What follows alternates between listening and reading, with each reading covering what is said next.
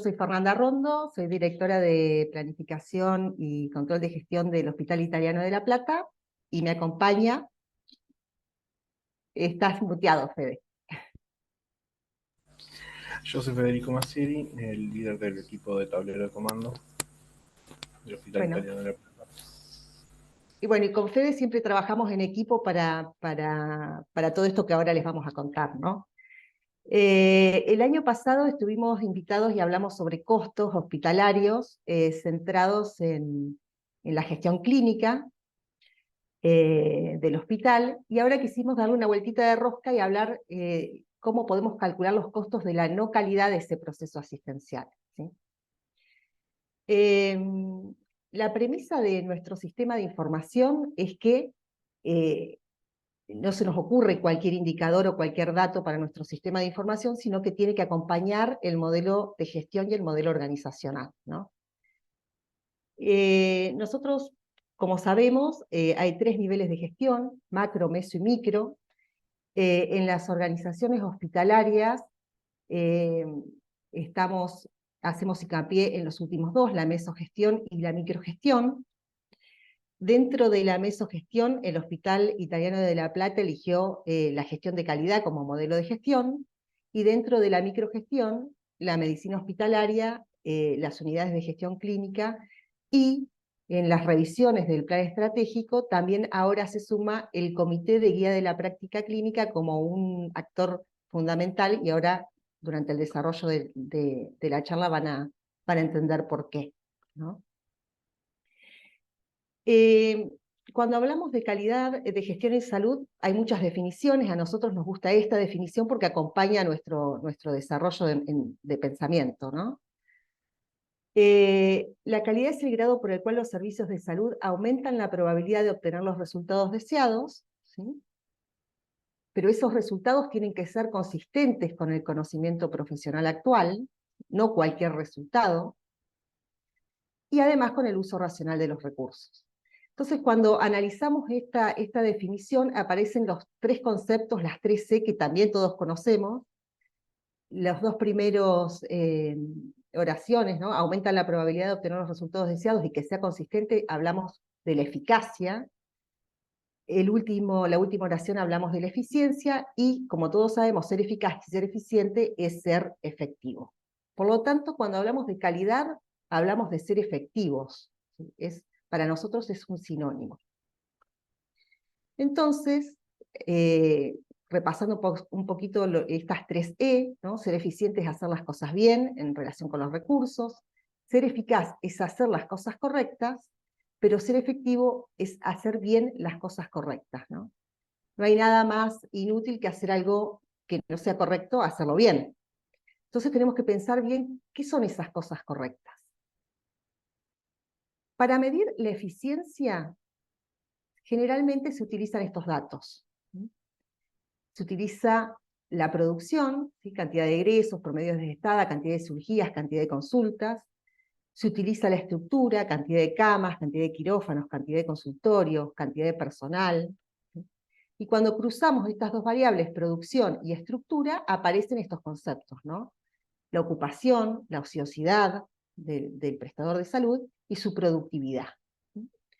Estamos habituados a ver este tipo de información en nuestras organizaciones de salud, ¿no? Hablar de esta tríada, girocama, promedios de gestada y porcentaje ocupacional, es algo bastante habitual, es algo bastante común.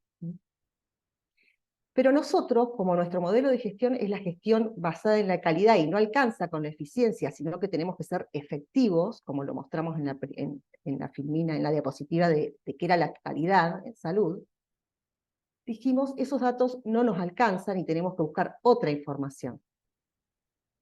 ¿Por qué? Porque tenemos que medir los resultados de la práctica clínica y tenemos que medir la gestión de los recursos que se utilizan en ese proceso asistencial, ¿sí? Entonces, tenemos la eficiencia y la efectividad, resumiendo lo que dije hasta recién, ¿no? En la eficiencia, producción y estructura, ocupación y ociosidad, productividad, la tríada. Estamos resumiendo, ¿no? Acá hay un montón de indicadores, pero ese es como el más representativo. Y para la efectividad, nosotros decimos que tenemos que medir los resultados de la práctica clínica, la gestión de los recursos, y utilizar la guía de la práctica clínica como un estándar. ¿Sí? Entonces,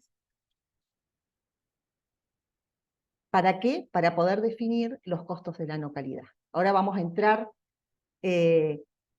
volviendo a la filmina anterior, pensando en la efectividad y comparando los resultados de la práctica clínica y la gestión de los recursos con un estándar que es la guía de la práctica clínica, la diferencia para nosotros van a ser costos de la no calidad. Entonces, ¿qué son los costos de la no calidad? Los definimos, ¿no? Costos de la no calidad, en general, una definición general, son los residuos que se generan en los procesos organizacionales cuando su diseño e implementación se desvían de las buenas prácticas y del conocimiento profesional. ¿Sí? Entonces, en cada proceso podemos tener esos desvíos, ¿sí? Que se dan tanto en el diseño, está mal diseñado un proceso, o está bien diseñado, pero se implementa de manera incorrecta. Ahí se generan costos de la no calidad. Pero esa definición como más abstracta, para poder medirla tenemos que ir bajando esa definición. Entonces, un costo de la no calidad también es la ociosidad en el uso de la capacidad instalada. ¿Sí? La tríada, las tres indicadores. Y otro costo de la no calidad también son los desvíos de los consumos y resultados del proceso asistencial en relación a lo que indica la guía de la práctica clínica. Ahí aparece la guía de la práctica clínica. Entonces, fíjense, vamos a tratar ambos costos de la no calidad en esta presentación, pero vamos a hacer hincapié en este último porque es el título de nuestra presentación, ¿no? Costos de la no calidad en el proceso asistencial. También hay otras posibles definiciones y otras posibles mediciones de costos de la no calidad, ¿no? Porque costos de la no calidad podemos medir en todos los procesos. ¿Sí? Nuestro sistema de costos hospitalarios abarca las tres dimensiones, ¿no? Estas tres dimensiones que vemos acá. La primera es calcular el costo del episodio de internación, ¿no? Porque ese es como el propósito primario. Queremos saber cuánto cuesta cada episodio de internación. Ahora vamos a ver cómo lo medimos. Pero también, como nuestro sistema de modelo de gestión es la gestión de la calidad, también nos interesa medir los costos de la no calidad, además del costo del episodio, ¿sí? Porque le quisimos dar como una amplitud a nuestro sistema de costos, ¿sí? Entonces, además del costo del episodio, vamos a calcular el costo de la ociosidad y también vamos a calcular el costo de la no calidad que produce esa variabilidad en el proceso asistencial. Cuando hicimos estas definiciones, teníamos dos alternativas: calcular los costos de esta manera, que ahora le voy a explicar la diferencia, o de esta manera. ¿Cuál es la diferencia? La diferencia es que en este bloque llegamos a la contribución marginal y en este bloque llegamos al margen directo, ¿sí? Y la diferencia es que en este bloque se hace hincapié en qué costos son variables y en qué costos son fijos, y en este se hace hincapié en qué costos son directos y en qué costos son indirectos, ¿sí?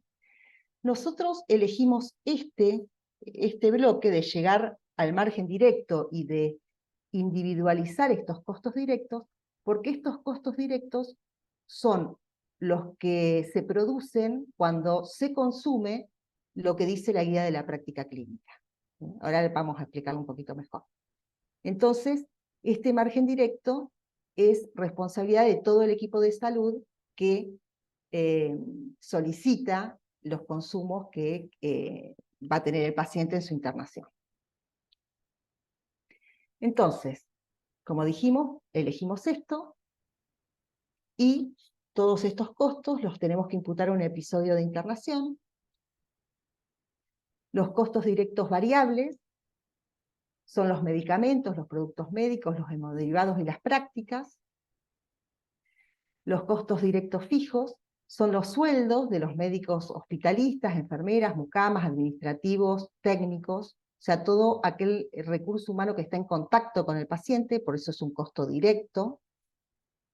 Y también incluimos en estos costos directos los medicamentos y productos médicos a granel.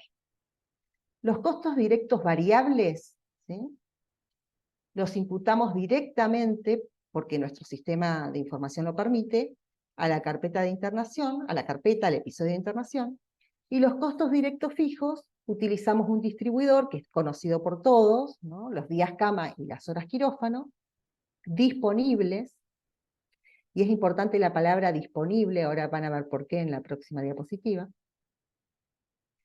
Entonces, esos costos los dividimos por días cama y horas quirófano disponibles. Eso nos da un costo unitario del día cama y de la hora quirófano, que cuando lo multiplicamos por lo que usa la carpeta, ¿sí?, nos da el costo de la carpeta, el costo directo de la carpeta, ¿sí? Entonces, los costos directos variables y los costos directos fijos ya están incluidos en este episodio de internación. Pero no solo son los costos, sino que para tener el costo en pesos, digamos en unidad monetaria, tenemos que tener los consumos, ¿sí? O sea, parten de un consumo. Entonces, así como les expliqué, calculamos el costo del episodio de internación. Ahora vamos a ver la segunda dimensión de cómo se calcula para nosotros el costo de la ociosidad, ¿sí? El costo de la ociosidad parte de esta definición, que se define como disponible, ¿sí? Entonces, como disponible se puede definir tanto en días cama como en horas quirófano, ¿no?, que es donde definíamos lo disponible, dividíamos por eso. Puedo tomar el 100% de esos días y de esas horas, puedo tomar el 85% y el 75% como disponible, puedo tomarlo efectivamente ocupada como disponible, o un promedio de esa ocupación, un promedio histórico, ¿sí? Las dos primeras alternativas son estables y no incluyen el costo de ociosidad, ¿sí? Porque lo disponible va a ser el 100%, el 85% o el 75% de esa disponibilidad. Los dos últimos conceptos varían según la actividad, ¿sí?, van variando según la actividad hospitalaria, entonces se incluiría en el costo del episodio el costo de ociosidad. Nosotros elegimos el primer bloque, ¿sí?, porque no queríamos incluir en el costo del episodio el costo de ociosidad. Para nosotros es un costo diferente que se trata de manera diferente, por eso lo queríamos discriminar.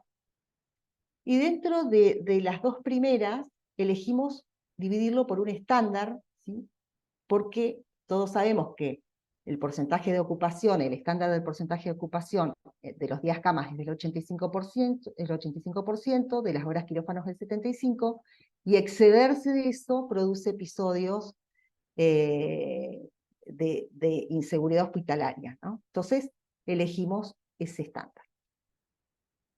Entonces, de esta manera, nosotros tenemos en cuenta la capacidad instalada, ¿sí?, para poder calcular el costo de ociosidad, porque esto es una estrategia, ¿no? Aumentar o no aumentar la capacidad instalada va a impactar en el costo o no de ociosidad que pueda tener. Y esta es la fórmula, ¿sí?, por la cual nosotros podemos discriminar del episodio de internación el costo de ociosidad, ¿no? Días camas disponibles por el 85% del estándar, que es esto que les expliqué acá, menos los días pacientes, que es lo efectivamente ocupado, me da los días ociosos, y como yo tengo el costo unitario del día cama, lo multiplico por eso y obtengo el costo de ociosidad de las camas. De igual manera con las horas quirófano, solamente que lo multiplico por otro estándar, porque tiene otro estándar que es el 75%. Vamos al tercer componente de nuestro sistema de costos, ¿no? Nosotros calculábamos el costo del episodio, ¿sí?, de la manera que les expliqué, enfocándonos en costos directos. Calculábamos el costo de ociosidad sacándolo del episodio de internación, ¿sí? Para nosotros es erróneo, o por lo menos es el criterio que tomamos.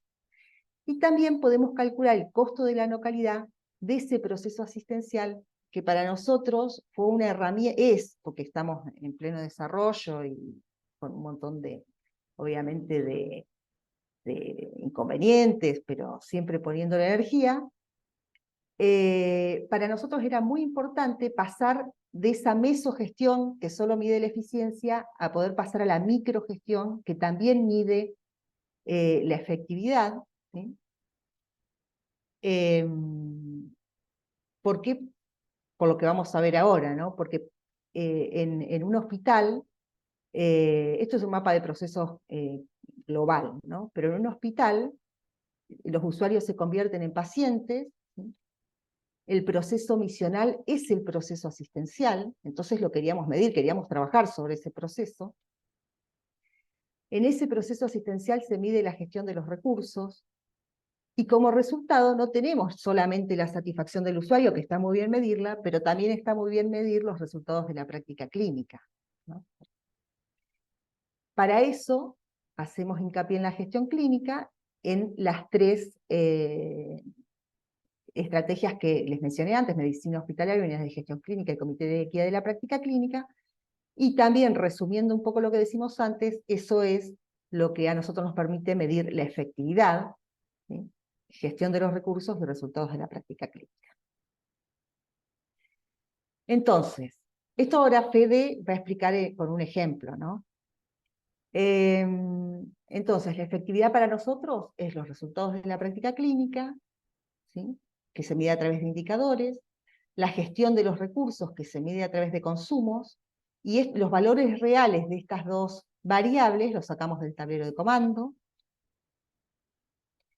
Eso lo comparamos con lo esperado, tanto en indicadores como consumos. Eso nos lo da la medicina basada en la evidencia, la guía de la práctica clínica, por eso la importancia de fortalecer el comité de guía de la práctica clínica.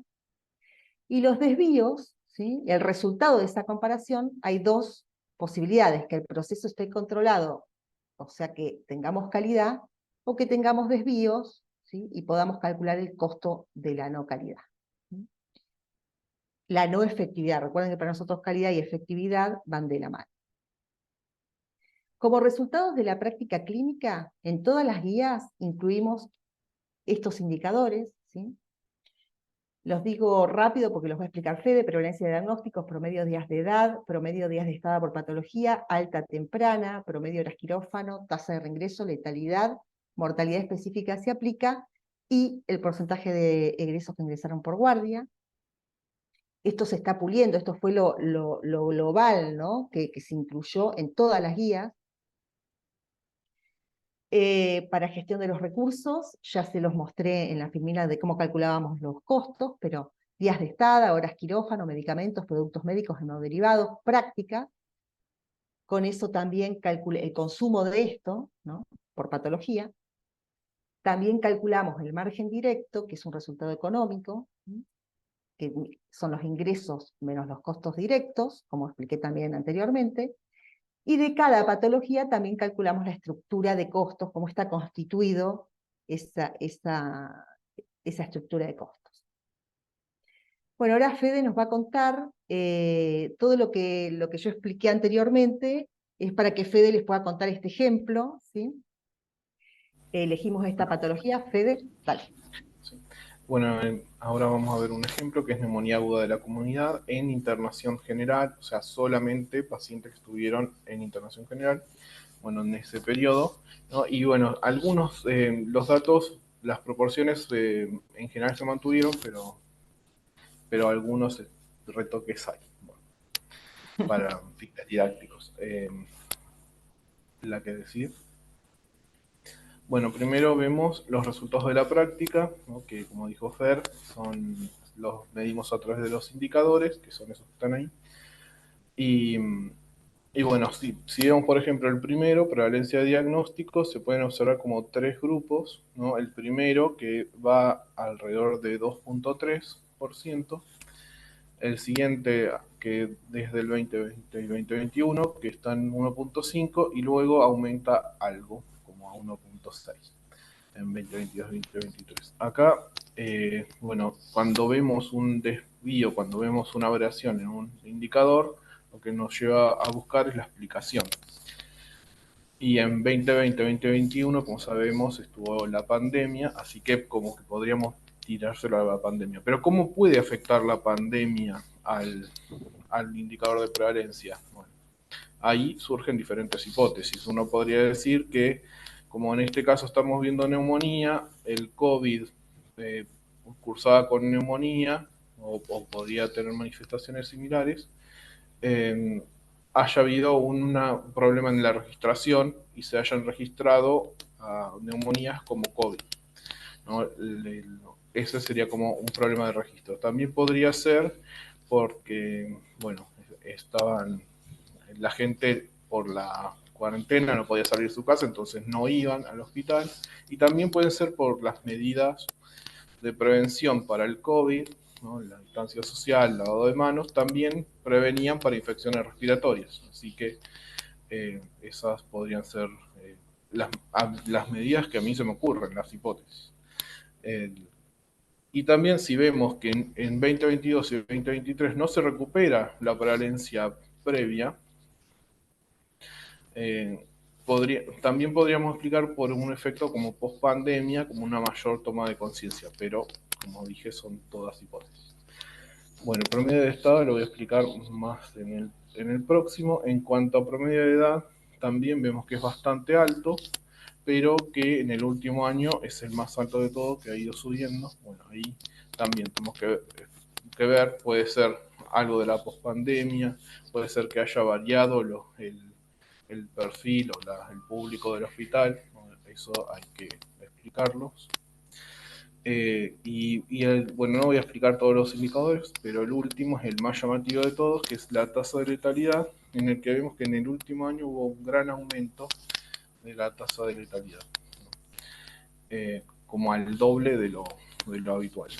Y bueno, eso lleva a que tengamos que hacer como un análisis más específico de qué es lo que está pasando por qué fallecen más.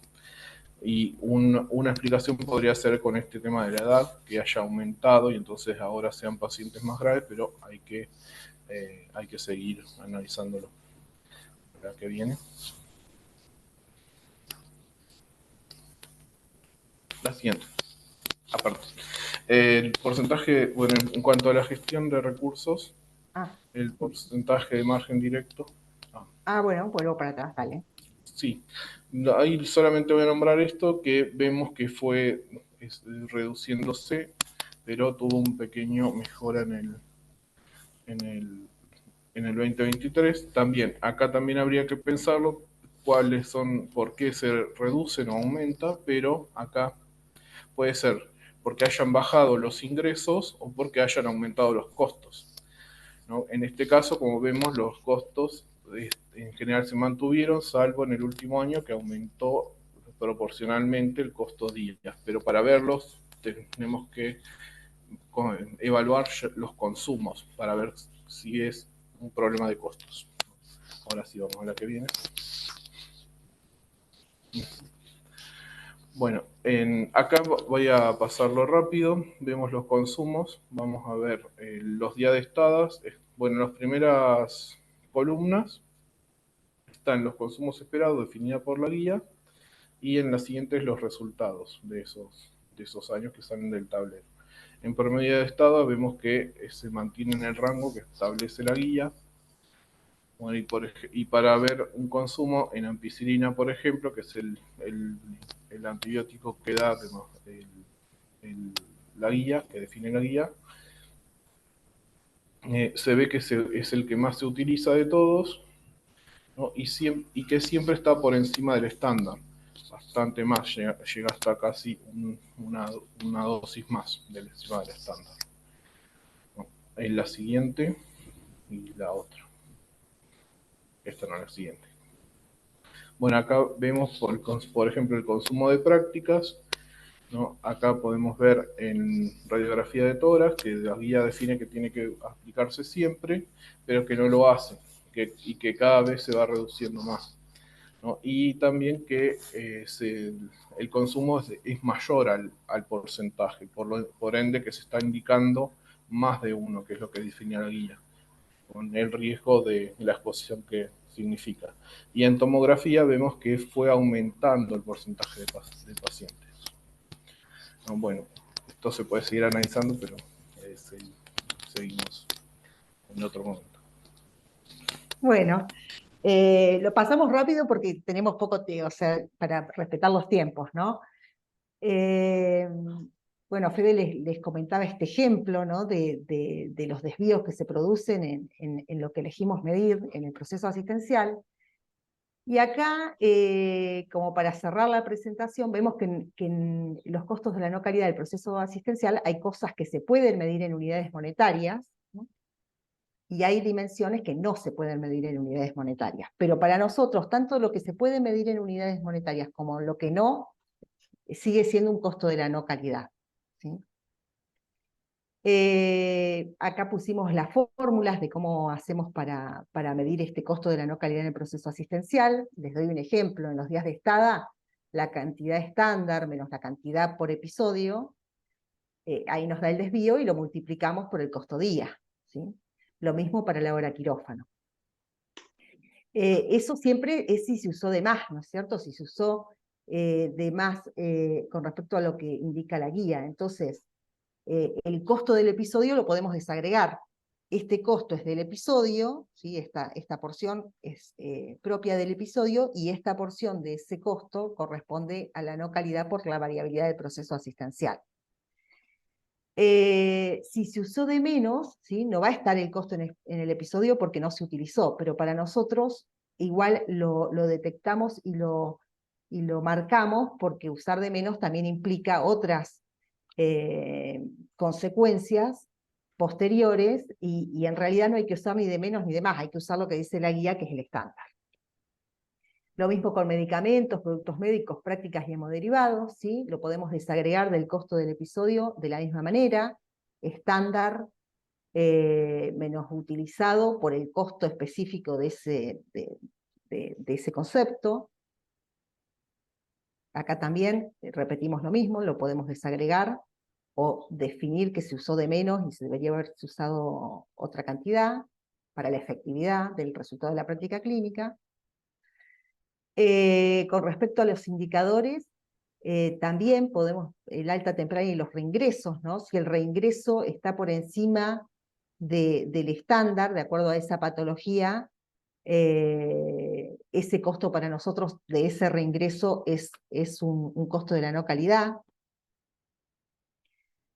Y acá tenemos uno de los indicadores que obviamente no podemos medir en términos monetarios, ¿no? Que tiene que ver con la letalidad, si es mayor al estándar definido por guía, ¿no?